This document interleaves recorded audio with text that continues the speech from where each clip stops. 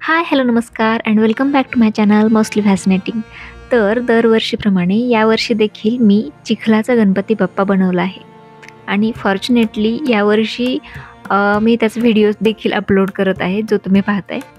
पण मागच्या वर्षी झालं असं होतं, की मी पूर्ण व्हिडिओ शूट केला, एडिट केला आणि तो माझ्याकडून चुकून डिलीट झाला होता. त्यामुळे मागच्या वर्षीचा चिखलाचा गणपती बनवलेला जो व्हिडिओ होता, तो माझ्याकडून पोस्ट नाही झालेला.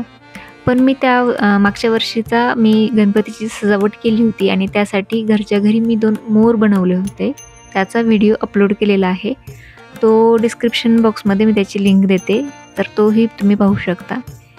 शिवाय सगळ्यात अगोदर चॅनलला आणखीनही सबस्क्राईब केलेलं नसेल तर प्लीज सबस्क्राईब करा आणि व्हिडिओ आवडला असेल तर लाईक करा आणि व्हिडिओ शेवटपर्यंत बघा आणि गणपती बाप्पा कसा साकारला आहे मी यावर्षीचा ते मला कमेंट बॉक्समध्ये कमेंट करून नक्की सांगा. तुमच्या कमेंट वाचायला मला खरंच खूप आवडेल आणि शक्य झाल्यास शेअर देखील करा.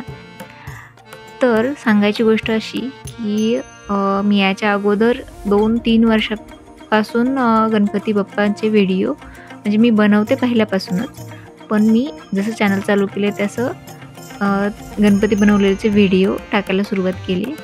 तर माझा एक अगोदरचा व्हिडिओ आहे, त्यामध्ये मी डिटेलमध्ये सगळं पूर्ण व्लॉग शूट केलेला आहे आणि त्यामध्ये गणपती बाप्पा बनवण्यासाठी मी कशी माती वापरते आणि तो बऱ्याच वेळेला लोकांचा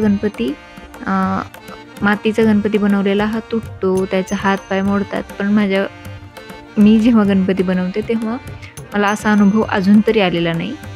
तर त्यासाठी मी काय काळजी घेते या सगळ्याची माहिती मी त्या ब्लॉगमध्ये दिलेली आहे, ज्याची लिंक मी व्हिडिओच्या शेवटी कुठेतरी वर खाली तुम्हाला तो व्हिडिओ दिसेल, तर तो देखील तुम्ही पाहू शकता.